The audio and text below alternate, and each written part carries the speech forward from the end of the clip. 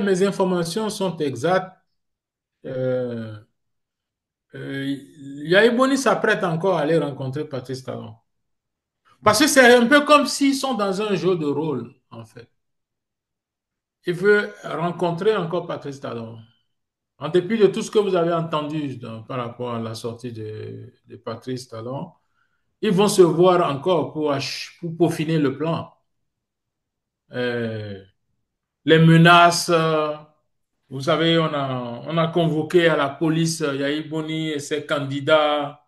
Même la pression qu'ils ont mise sur Abodo, s'il ne faisait pas ce qu'il a fait, c'est la prison. C'est la prison.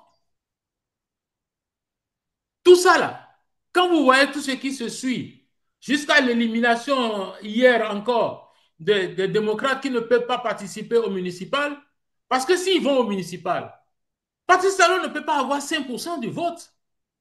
S'il en a trop, si, ok, d'accord, donnons-lui 10%. Mais là, il a peur de ça. Il ne peut pas avoir ça. Mais ça veut dire quoi? S'il laisse faire ça, vous savez combien de parrains les démocrates peuvent avoir? Patrice Talon parle de sa solution à lui pour lui permettre de continuer à jouir des milliards, des milliers de milliards, des milliers de milliards. Hein, ce n'est pas 1 milliard, ce n'est pas 2 milliards.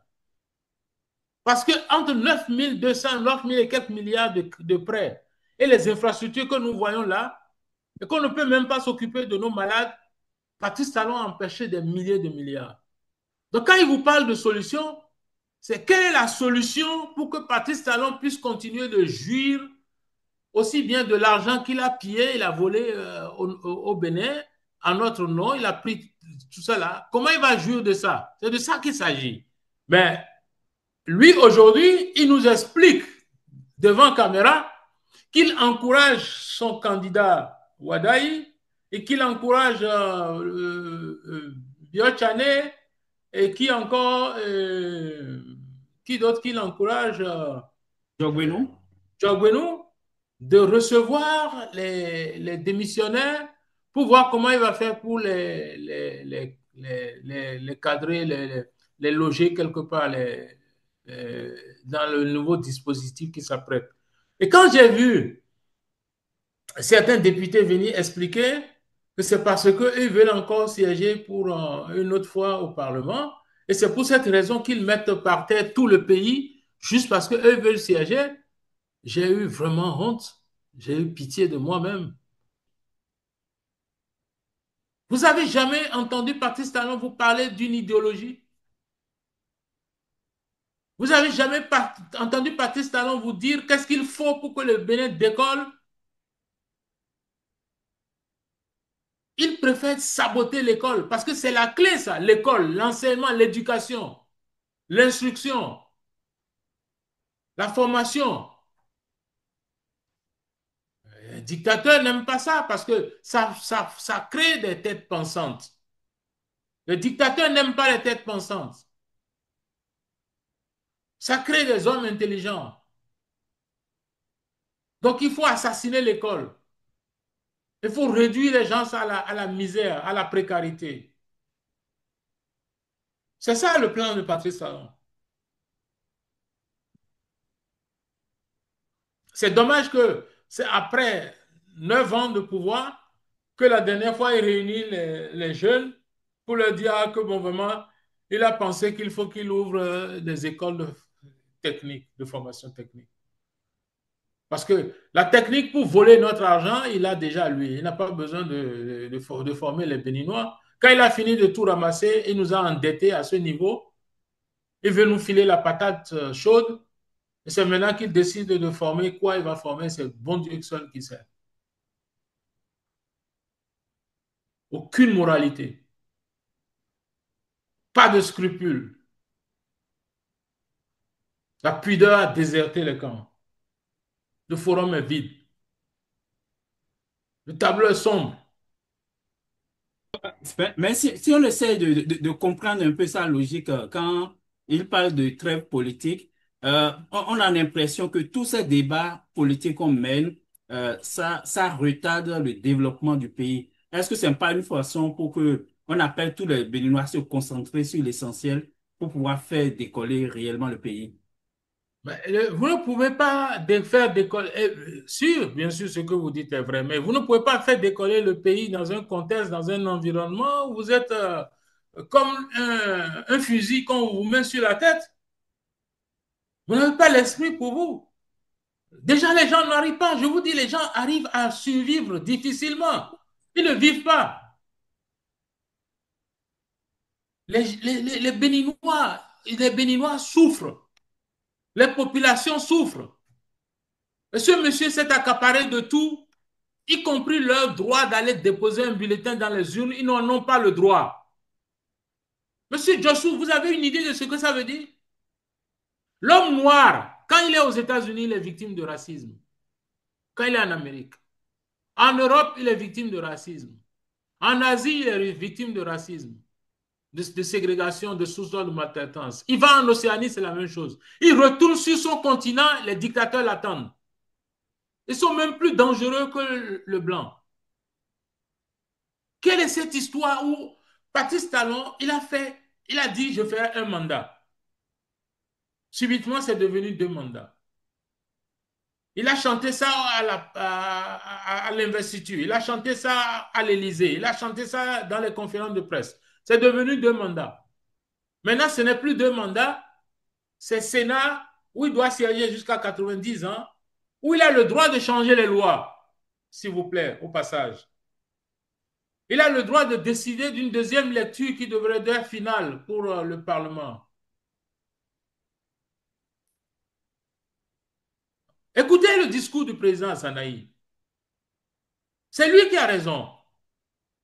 Ce type mérite qu'une seule chose, le combattre, lui résister. Il n'y a pas une autre option.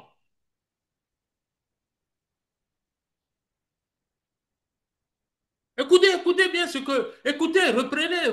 Je sais que je vois souvent les discours du président Zanaï sur votre chaîne. Vous ne pouvez pas vous asseoir avec quelqu'un qui ne connaît pas le partage, qui ne connaît pas vos droits et dire que vous voulez aller aux élections avec lui. Ça, c'est l'erreur des démocrates, c'est l'erreur de Yahi Boni. Ils ont permis à Patrice Talon de contenir la colère des Béninois qui ont eu l'espoir pendant des années à croire qu'en suivant les démocrates, ils vont finir par aller mettre des bulletins dans les urnes. Vous vous rappelez la dernière fois ici, je vous ai dit, oubliez l'affaire de Michel, le député là, le Michel. Michel Sodino. Ne vous occupez pas de ça. La bagarre qui a Michel Sodinou, Eric Houdete, Agbojo, tout ça, même la pression qu'ils ont mise sur Agbojo, s'il ne faisait pas ce qu'il a fait, c'est la prison. C'est la prison. Tout ça là, quand vous voyez tout ce qui se suit, jusqu'à l'élimination hier encore des démocrates qui ne peuvent pas participer au municipal, parce que s'ils vont au municipal, Patrice Talon ne peut pas avoir 5% du vote. S'il en a trop, si, ok, d'accord, donnons-lui 10%. Mais là, il a peur de ça. Il ne peut pas avoir ça. Mais ça veut dire quoi? S'il laisse faire ça, vous savez combien de parrains les démocrates peuvent avoir? Peut-être plus de 100. Et lui, il ne veut pas voir ça. Patrice Talon, de son vivant, de son gré, ne va jamais laisser l'opposition prendre le pouvoir. C'est selon ses propres dits. C'est une information que je vous donne. Jamais de son vivant. C'est un despote. C'est quelqu'un qui ne sait pas si les autres ont le droit de vie. Ils n'ont rien. Tout ce qui compte, c'est lui. Avant lui, il y a lui. Après lui, il y a encore lui. On parle, on parle de l'exclusion des démocrates de l'élection présidentielle. Vous l'avez évoqué aussi. Ils viennent d'être écartés des élections communales aussi. Est-ce qu'on s'achemine pour une deuxième fois sous Patrice Talon vers un parlement monocolore comme on a eu en 2019? Tout à fait. Tout à fait. Si ce n'est pas un parlement monocolore, ce sera quoi? Patrice Talon ne peut pas organiser une élection. Vous savez pourquoi il les a éliminés pour les présidentielles? Il ne veut pas prendre le risque pour que ça se passe comme ça s'est passé en Gambie avec Yaya Jammeh. Parce que s'il fait un vote et que par hasard, il y a un débordement où il y a 80% contre son candidat, contre les choses, on peut tricher quand c'est un écart de quelques points, 5, 10 points, 20 points encore. Mais il n'a pas envie de prendre ce risque-là. Et comme c'est un lâche, il préfère écourter le débat tout de suite. Il ne peut pas aller aux élections. Il ne peut pas organiser une élection. Il ne peut pas accepter un débat contradictoire. Il ne peut même pas accepter qu'un journaliste sorte pour dire un mot qui ne soit pas dans la droite ligne de ce que lui veut. Lui ne veut que des griots. Il aurait pu naître à une autre époque et puis au Mali, pas au Bénin, quoi. Nous, on n'a pas de griots au Bénin. Encore qu'aujourd'hui, on se pose la question de savoir où ils sont passés. Où ils sont passés les cadres. Où sont passés les docteurs, les agrégés. Tous ces hommes qui ont dirigé des partis politiques, qui sont des maîtres, où ils sont passés? Ils sont tous silencieux. Maintenant, il veut les ramasser tous pour aller les enfermer dans un cage à dinosaures qu'il appelle, chose là, comment on appelle, Sénat.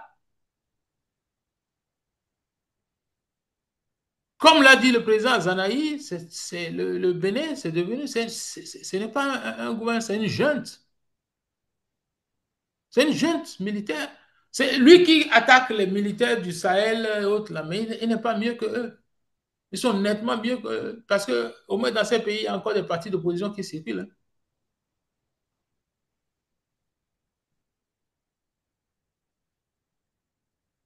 Aujourd'hui, on a l'impression quand même que la seule solution, et Patrice Talon ne s'est pas caché pour le dire, c'est d'amener de force le parti, les démocrates, vers une coalition avec l'un de ces partis, l'UP ou bien le bloc républicain. Est-ce que c'est la seule solution aujourd'hui pour ce Non, parti non, sur non, il y continent? a la seule solution qui existe. Bon, vous savez, ça dépend de celui qui parle de la solution. Patrice Talon parle de sa solution à lui pour lui permettre de continuer à jouir des milliards, des milliers de milliards, des milliers de milliards, hein. Ce n'est pas 1 milliard, ce n'est pas 2 milliards. Parce que entre 9 200, 9 000 et quelques milliards de prêts et les infrastructures que nous voyons là, et qu'on ne peut même pas s'occuper de nos malades, Patrice Talon a empêché des milliers de milliards. Donc quand il vous parle de solution, c'est quelle est la solution pour que Patrice Talon puisse continuer de jouir aussi bien de l'argent qu'il a pillé, il a volé au Bénin en notre nom, il a pris tout ça là. Comment il va jouir de ça? C'est de ça qu'il s'agit. Maintenant, si vous me demandez, moi, quelle est la solution, c'est que les Béninois se mettent ensemble pour le chasser du pouvoir. Parce qu'il ne partira pas de lui-même. Je l'ai déjà dit plusieurs fois, je le répète encore à cette occasion. Patrice Talon doit quitter le pouvoir. Les Béninois, s'ils ne sont pas, se lèvent pas pour relever le défi que Patrice Talon leur lance, ils vont rester sous esclavage. Et cette fois-ci, ce serait volontaire. Vous savez ce que moi j'ai perdu dans le combat que je mène contre Patrice Talon depuis? Je ne sais pas s'il y a un deuxième Béninois qui a perdu autant que moi. Les investissements que j'ai perdus au Bénin, ce que j'ai perdu de ma vie, je ne sais pas s'il y a un deuxième Béninois qui peut prétendre cela. Donc, il ne faut pas que les autres pensent qu'ils sont les seuls à prendre des risques. Pour ce qui me concerne, j'ai pris de très gros risques. Nous devons nous organiser et chasser Patrice Talon du pouvoir. Les Béninois doivent se mettre ensemble, par exemple, par exemple, la désobéissance civile. Si les citoyens décident demain matin de ne pas obéir aux ordres du gouvernement de Patrice Talon, il a combien de militaires, combien de policiers? Il ira rentrer dans la maison de chacun pour les mettre en prison? Il a de la place pour les mettre tous en prison? Non.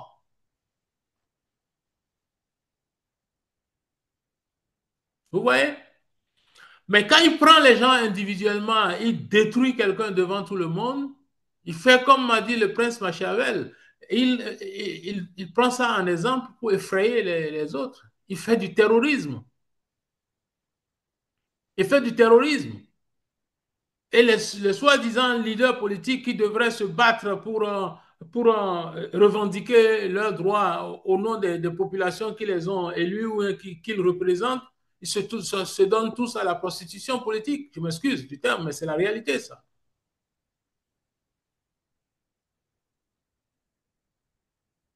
Autre appel qu'on a entendu toujours lors de cette interview de Patrice Talon, il a demandé aussi aux députés, aux 6 députés des démocrates qui ont pris le maquis de se rapprocher de son candidat. Est-ce que ça, c'est contraire à l'esprit du système partisan selon vous? Écoutez, le système partisan, c'est un machin que Patrice Talon a déposé, qu'il évoque et qu'il applique quand ça l'arrange. Vous vous rappelez que l'une des raisons pour lesquelles ils ont organisé, soi-disant, cette réforme, c'était pour empêcher comment on appelle, la transhumance politique. Comment on peut qualifier ça? C'est pour empêcher les gens de faire du La débauchage. transhumance politique, oui. Ouais, mais lui, aujourd'hui, il nous explique devant caméra qu'il encourage son candidat Wadaï et qu'il encourage Biochane et qui d'autre qu'il encourage Jogwenu? Jogbenou de recevoir les démissionnaires pour voir comment il va faire pour les cadrer, les loger quelque part dans le nouveau dispositif qui s'apprête. Et quand j'ai vu certains députés venir expliquer que c'est parce qu'ils veulent encore siéger pour une autre fois au Parlement, et c'est pour cette raison qu'ils mettent par terre tout le pays, juste parce qu'eux veulent siéger, j'ai eu vraiment honte. J'ai eu pitié de moi-même. Parce que voilà des gens qui ont besoin de vendre tout un pays juste parce qu'ils ont besoin de toucher des salaires de quelques millions de francs CFA par mois. Est-ce que vous savez que les députés en Chine, c'est les députés qui siègent sans toucher un franc au Parlement? Ça vous étonne que la Chine fasse des merveilles comme ça? La représentation nationale est devenue, ou bien toutes sortes d'activités politiques, c'est une activité mercantile. C'est du commerce. Et le premier qui fait le commerce, c'est Patrice Talon. C'est pour ça qu'il est prêt à tuer tout le monde pour pouvoir garder tous les milliards qu'il a pris au nom de la volée, au nom des Béninois. Alors pourquoi vous ne voulez pas que les députés aussi pensent la même chose? Il y a certains qui ont fait des études, ils ont terminé leurs études, ils n'ont pas d'emploi. Et du jour au lendemain, on leur donne des postes, ils sont députés, ils ont 6 millions ou 5 millions par mois, et je ne sais pas combien ils gagnent, puisqu'on ne sait jamais combien d'enveloppes liquides on leur donne à chaque fois qu'il y a un vote à faire. Ils ont chauffeur, ils ont garde-corps. Et pour ça, ils sont prêts à vendre n'importe quoi pour pouvoir siéger au Parlement, où ils n'ont pas le droit de citer. Lorsqu'ils ont même des questions au gouvernement, on refuse de leur donner la parole. C'est pas triste, ça?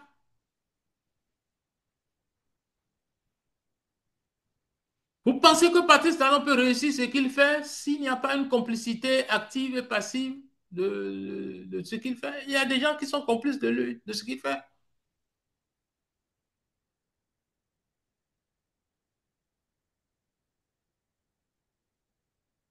Si quand même on doit résumer un peu tout ce qu'on a entendu pendant, je pense, environ 45 minutes, est-ce que son message, selon vous, s'adressait au peuple béninois ou au président, à l'ancien président Yahi Boni ou à la communauté internationale? Où est-ce que vous placez ce message-là? Non, je vous ai expliqué tout à l'heure. Son message, il essayait il a planissé le chemin en fait.